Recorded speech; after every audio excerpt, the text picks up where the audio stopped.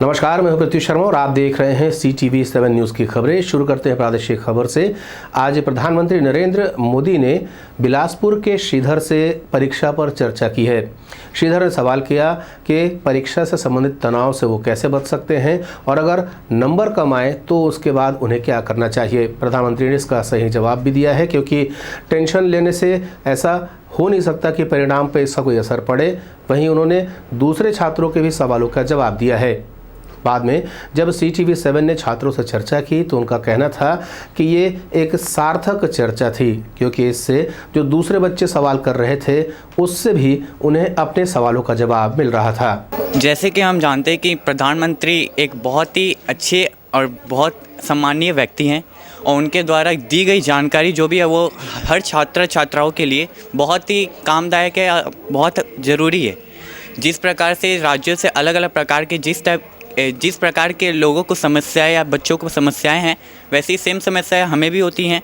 तो माननीय प्रधानमंत्री के द्वारा जो प्राप्त हमें जितने भी जवाब मिले हैं वो हमारे लिए, हमारे भविष्य के लिए ज़रूर कामदायक है। वहीं बेबी पुजारी स्कूल के प्राचार्य ने भी CTV7 से चर्चा करते हुए कार्यक्रम की सराहना की।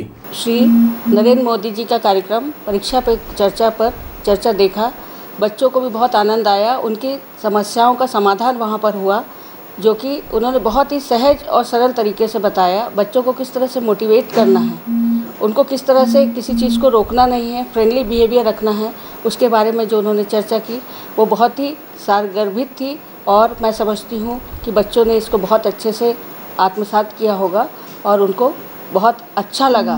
खैरागढ़ उपचुनाव को लेकर के पूर्व मुख्यमंत्री डॉक्टर रमन सिंह ने पत्रकार वार्ता ली है और कहा है कि भारतीय जनता पार्टी के पक्ष में एक तरफा लहर खैरागढ़ में देखने को मिल रही है। वहीं उन्होंने कहा कि सीधा मुकाबला भाजपा और कांग्रेस के बीच बना हुआ है और उपचुनाव में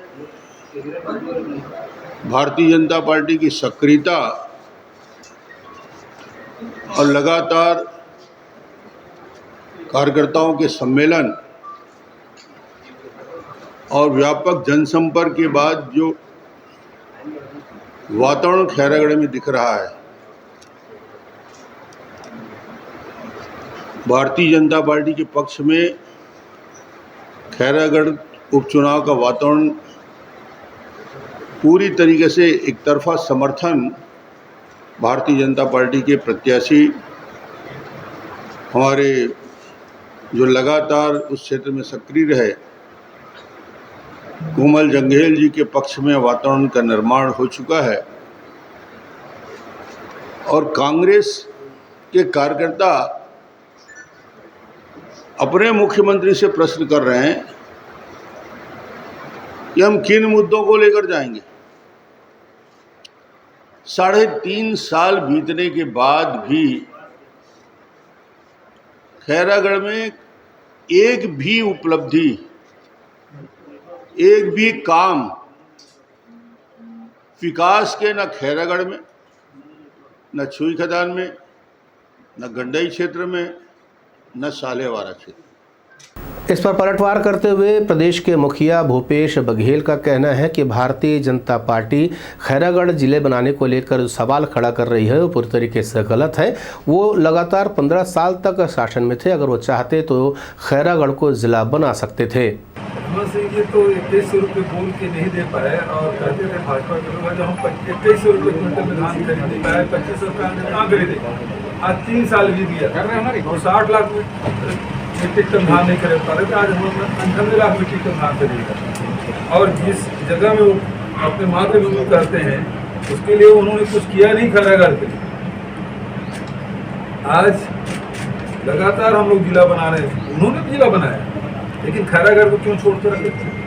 क्यों खैरागढ़ के साथ उपेक्षा व्यवहार उनको बताना चाहिए।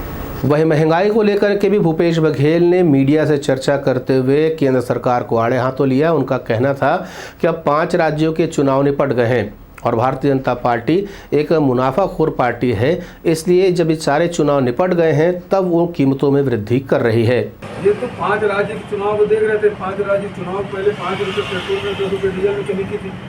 जैसे रिजल्ट आया वैसे ही सब पेट्रोल में, डीजल में 10 दिन में 9 बार वृद्धि हो रही।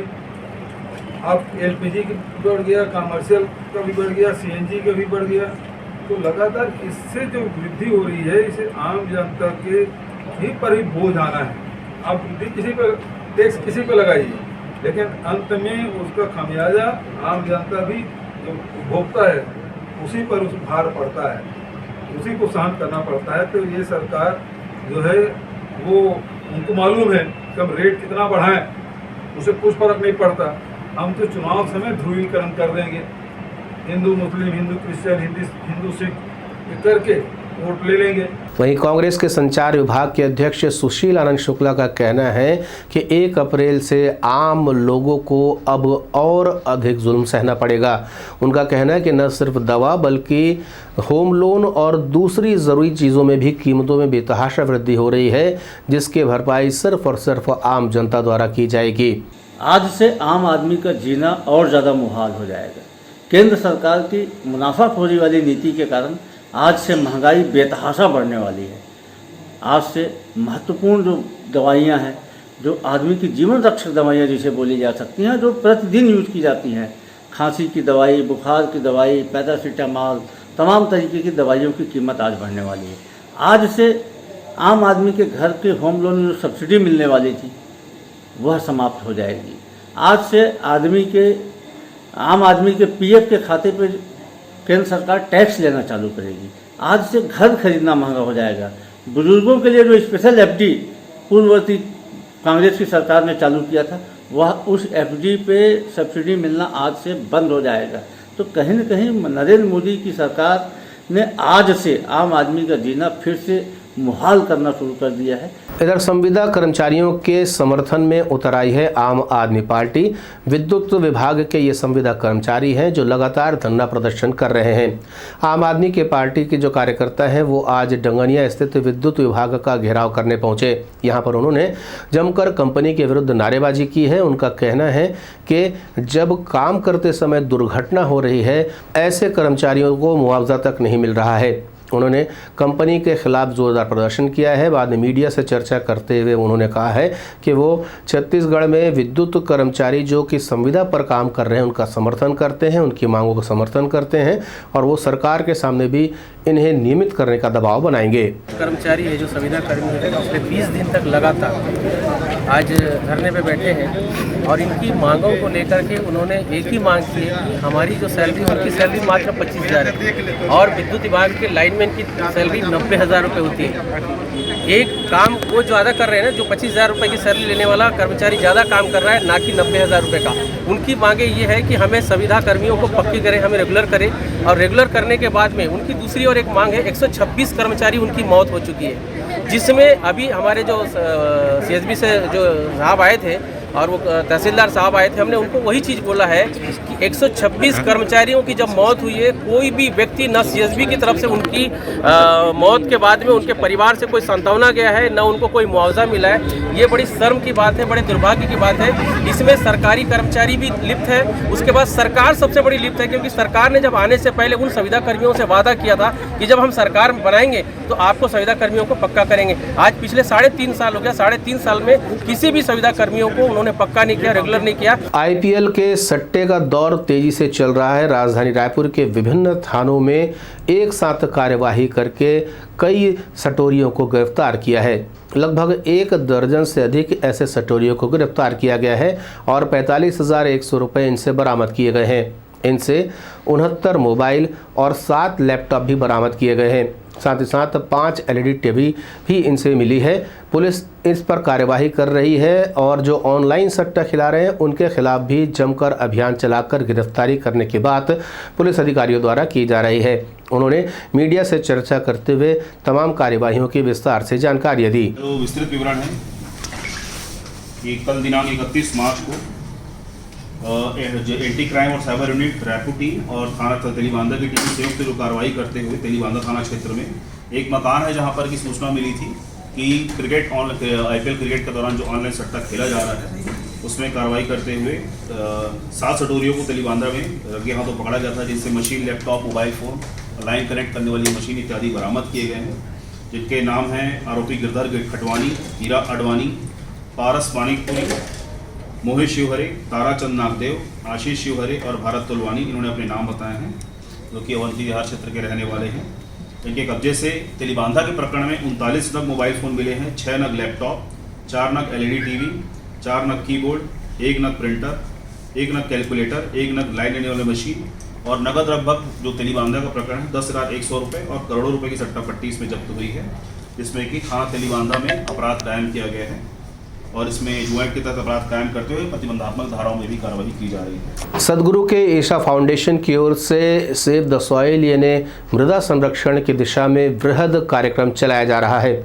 192 देशों की बाइक से सदगुरु यात्रा कर रहे हैं। लगभग 30,000 किलोमीटर की यात्रा है, जिसमें जन जागरूकता लाने का प्रयास किया जा रहा है कि हमें मिट्टी की रक्षा करनी है, क्योंकि अब रासायनिक खादों के उपयोग से ऐसा माना जा रहा है कि आने वाले 2050 तक 30% भोजन कम मिलेगा। मिट्टी बचाओ सदगुरु द्वारा शुरू किया गया एक ऐसा अभियान है जो दुनिया भर के लोगों तक पहुंच रहा है। यह अभियान मिट्टी के संकट को दूर करने के लिए दुनिया भर के 350 करोड़ लोगों को मिट्टी की सेहत को सुधारने के लिए एकजुट होने के लिए प्रेरित कर रहा है। इसका प्रयास दुनिया भर में नीतिगत बदलाव को बढ़ावा देना है ताकि मिट्टी की रक्षा और पोषण हो सके और मिट्टी को रेत बनने से बचाने के लिए उसमें कम से कम 3.6 जैविक यानी ऑर्गेनिक सामग्री मौजूद हो। यह अभियान 192 देशों में एक नीति लाने का प्रयास है कि अगर लोगों के पास खेती की भूमि है तो उसमें कम से कम 3.6 जैविक सामग्री होना चाहिए। ये आने वाले पीढ़ी के प्रति सभी की जिम्मेदारी है। रायपुर में मिट्टी बचाओ अभियान के बारे में जागरूकता फैलाने के लिए ईशा फाउंडेशन रायपुर के स्वयंसेवकों ने Raipur institute of medical science में मिट्टी बचाओ अभियान जागरूकता कार्यक्रम आयोजित किया। इस कार्यक्रम को institute of centre community medicine के सहयोग से आयोजित किया गया था, जिसमें करीब 200 छात्र छात्राओं और नर्सिंग विभाग के स्टाफ और प्रोफेसरों ने भी हिस्सा लिया। आज एक प्रेस कॉन्फ्रेंस लेकर के डॉक्टर संगीता नागराज और डॉक्टर अग्रवाल ने पत्रकारों से कहा कि ये एक ऐसा अभियान है जिससे सभी को जुड़ने की ज़रूरत है। उन्होंने मीडिया से चर्चा करते हुए इस अभियान के संबंध में विस्तार से जानकारियाँ दी। हालत खराब होती जा रही है और लगातार मिट्टी की उर्वर क्षमता में कमी हो रही है। इसका खामियाजा हम हर तरह से भुगत रहे हैं। देश के बड़े बड़े वैज्ञानिकों ने, संयुक्त राष्ट्र के UNCCD ने एक और BBC ने भी ऐसा अनुमान लगाया है कि हमारे पास अगले सिर्फ 100 फसलों के लिए मिट्टी बाकी है। जो टॉप सॉइल है वो इस तरह से कम होती जा रही है हर फसल के साथ कि अगले 60 सालों के बाद हम किसी को भोजन नहीं दे पाएंगे। तो ये सच में विश्व का विनाश है। सदगुरु इस चीज़ को देखते हुए उन्होंने एक जन जागरूकता का अभियान चालू किया है और इसके लिए जन जागरूकता के लिए वो 21 मार्च से 30,000 किलोमीटर की सोलो बाइक राइड लेकर वो निकले हैं। इस दौरान वो 24 देशों को छूते हुए निकलेंगे और उन देश के प्रतिनिधियों से मिलेंगे और सभी देशों के कृषि मंत्रियों से या अधिकारियों से वो इस बारे में बात करेंगे कि मिट्टी को वापस रिवाइव करने के लिए क्या क्या किया जा सकता है। GST कमिश्नर SK बंसल ने मीडिया से चर्चा की है। उनका कहना है कि पिछले साल की तुलना में इस साल जो GST का कलेक्शन आया है उसमें 35% का इजाफा देखा जा रहा है। चाहूँगा कि छत्तीसगढ़ में जो इस बार टैक्स का कलेक्शन हुआ है वो लगभग 35% ग्रोथ है। हम जो पिछले साल टैक्स कलेक्शन हुआ था हमारा वो था 9,627 करोड़ और जो इस साल टैक्स कलेक्शन हुआ है वो लगभग 13,000 करोड़ का टैक्स कलेक्शन हुआ। तो ये हम देखते हैं कि 35% का ड्यूटी जो है अप हुई है पिछले साल की अपेक्षा में। 35% ज़्यादा GST कलेक्शन हमारे ऑफिस ने किया है। तो यह बोलना कि लगातार बहुत ज़्यादा चोरियां हो रही है उचित नहीं होगा, लेकिन जहां भी चोरी हो रही है हम सख्त से सख्त कार्रवाई कर रहे हैं, जिसका परिणाम है 6वीं अरेस्ट जो हमने कल की। CTV 7 की खबरों में फिलहाल इतना ही। नए समाचारों के साथ आपसे फिर होगी मुलाकात। तब तक देनुमति, नमस्कार।